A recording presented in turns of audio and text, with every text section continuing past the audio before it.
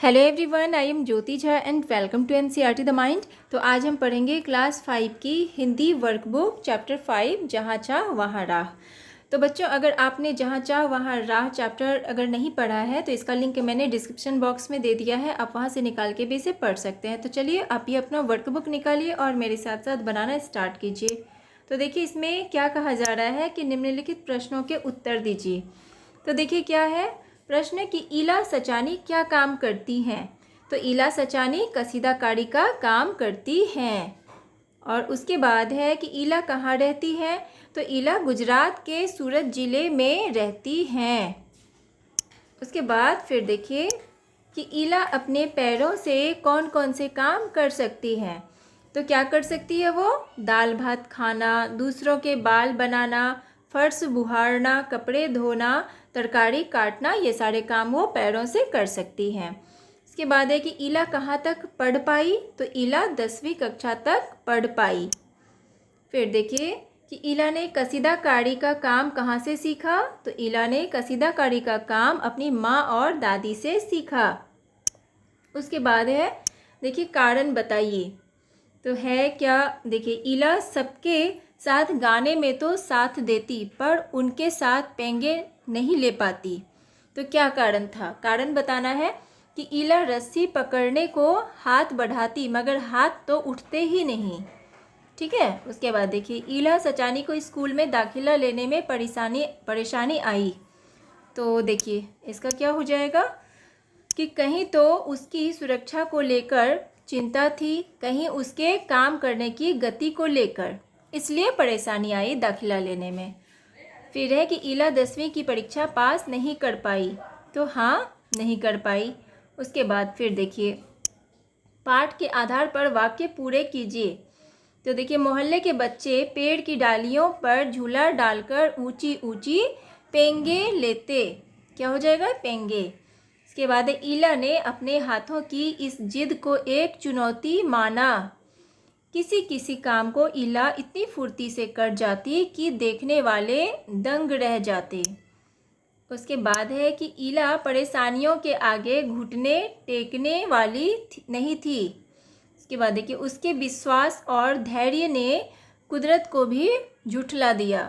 तो इस तरह से इसे पूरा करेंगे। उसके बाद है कि उदाहरण पढ़िए और समझिए। नीचे दिए गए वाक्यों को दोबारा अपने शब्दों में लिखिए।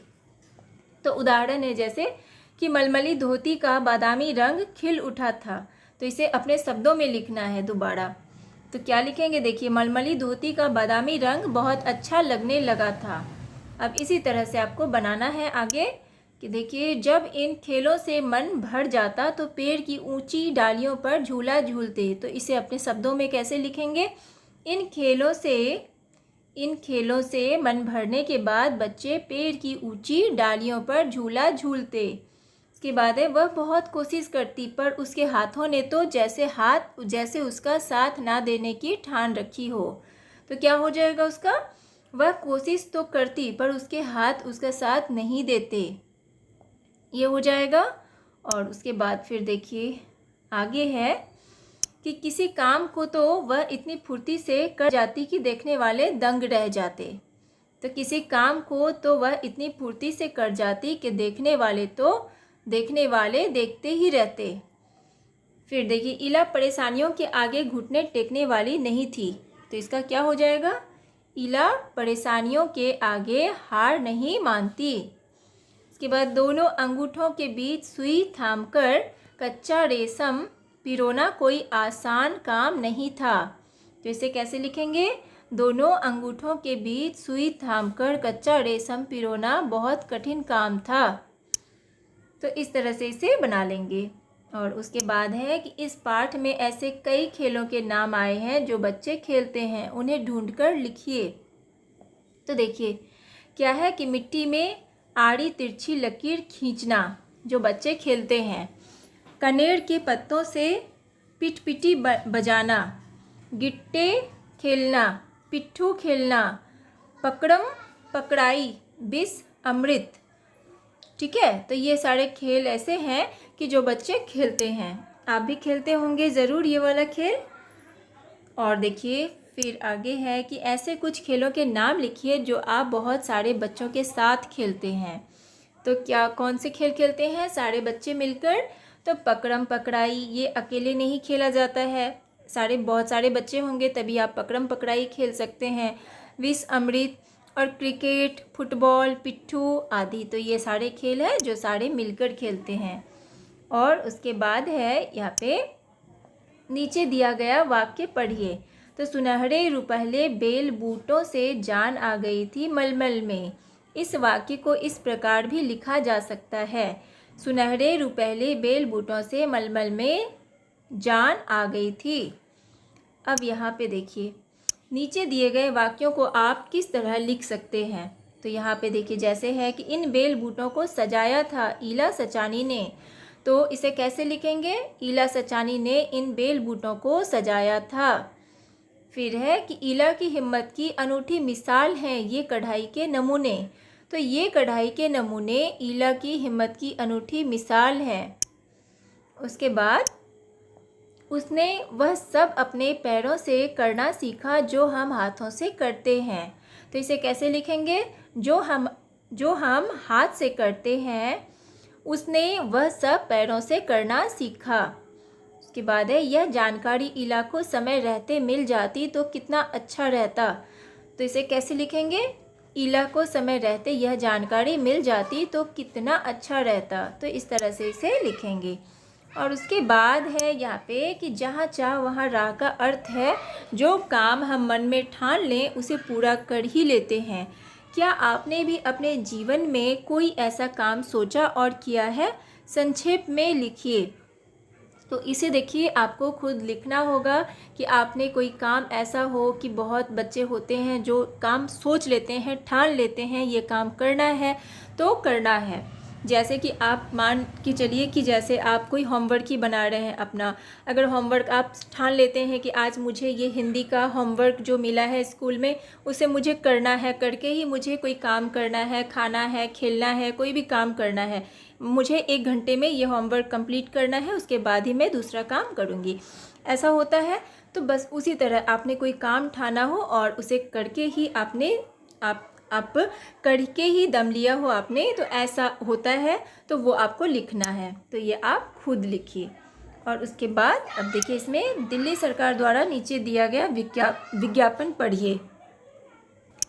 तो देखिए इसमें विज्ञापन है, चलिए पढ़ते हैं।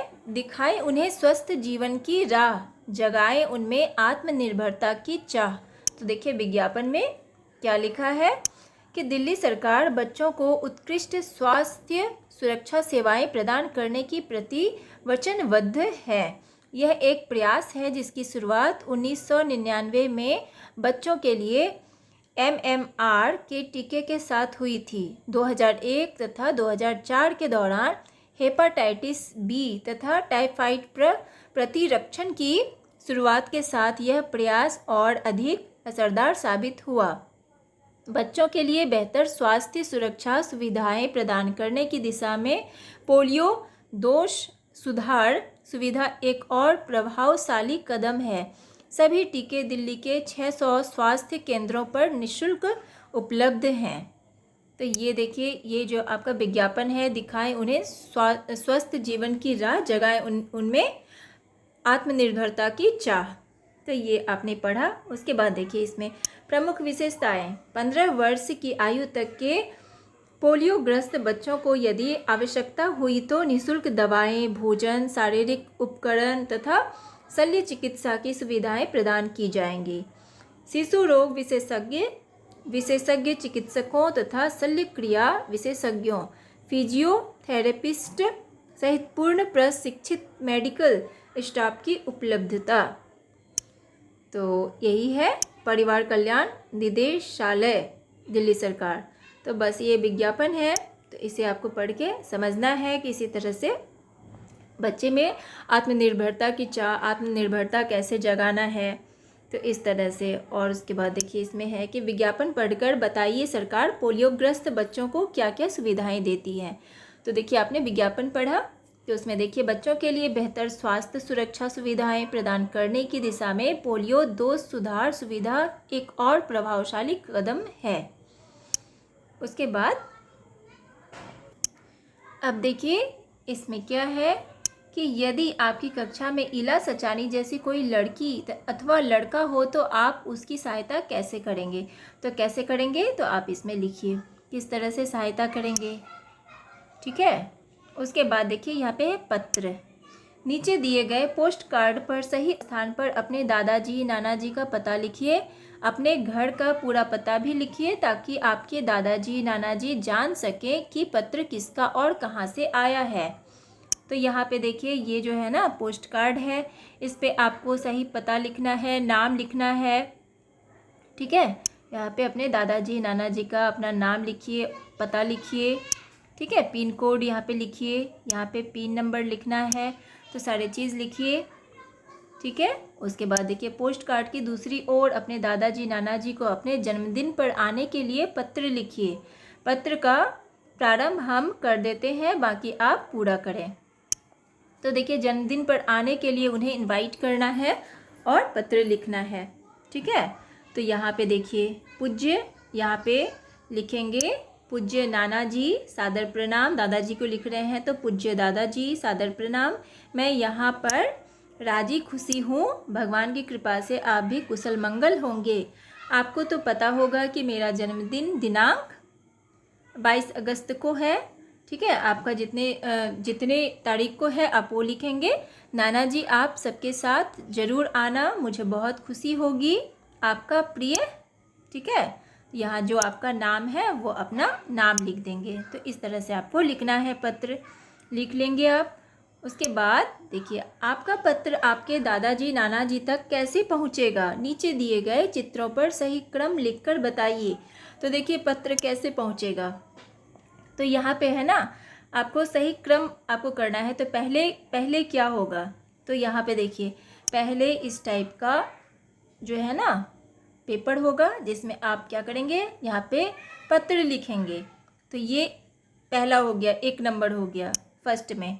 और उसके बाद अब सेकंड में क्या होगा, पत्र लिखने के बाद फिर क्या करेंगे, पत्र लिखने के बाद सेकंड में फिर देखिए इस लिफाफे में पोस्ट कार्ड में इसमें भरेंगे। ठीक है, और उसके बाद फिर क्या करेंगे, यहाँ पे उसके बाद इसमें हम यहाँ पर जो है ना ये स्टाम्प जो है ये लगाएंगे, टिकट लगाएंगे तीसरे नंबर पे। सेकंड में ये वाला हो गया, थर्ड में ये हो गया, और फोर्थ में फिर क्या करेंगे, यहाँ पे देखिए फोर्थ नंबर में इसमें मोहर मारेंगे। ठीक है, फोर्थ में हो जाएगा। फिफ्थ में फिर क्या करेंगे, ये लेटर बॉक्स में इसे डाल देंगे, फिफ्थ में हो गया। सिक्स्थ में क्या हो जाएगा, फिर लेटर बॉक्स से जो है ना पोस्टमैन इसे निकालेगा लेटर को। तो उसके बाद देखिए ये लेटर निकालने के बाद यहाँ से क्या होगा, ये पोस्टमैन पहले यहाँ से लेटर निकालेगा लेटर बॉक्स से, उसके बाद ये पोस्ट ऑफिस में चला जाएगा। और यहाँ पे जाने के बाद फिर क्या होगा, ये 7th नंबर हो जाएगा। और यहाँ पे सारे लेटर्स जो है ना उसे छांटा जाएगा कि कौन सा लेटर जो है ना कहाँ भेजना है, किस जगह, केरला का है या महाराष्ट्र का है, कौन से स्टेट में जाएगा, वो सारा आपका जो है ना निकाला जाएगा।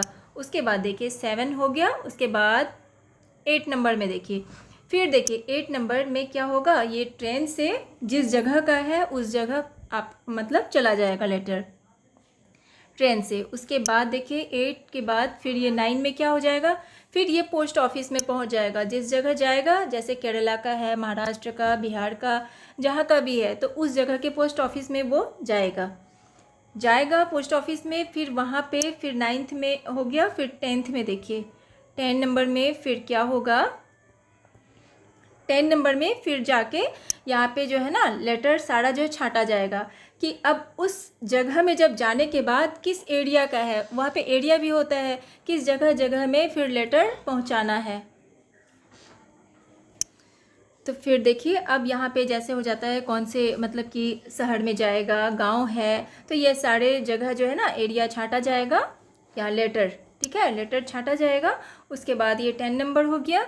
फिर देखिए अब 11 में क्या हो जाएगा, फिर यहाँ पे 11 में मेल किया जाएगा, मेल वैन होता है उससे मेल किया जाएगा किस एरिया में जाना है। उसके बाद देखिए ये 11 नंबर हो गया। फिर 12 नंबर में क्या होगा, फिर जो है ना 12 नंबर में पोस्टमैन जो है ना उस एरिया में जगह जगह पे जो पोस्टमैन होता है वो उस एरिया में लेटर ले जाके डिलीवर करेगा। ये 12 नंबर में हो गया।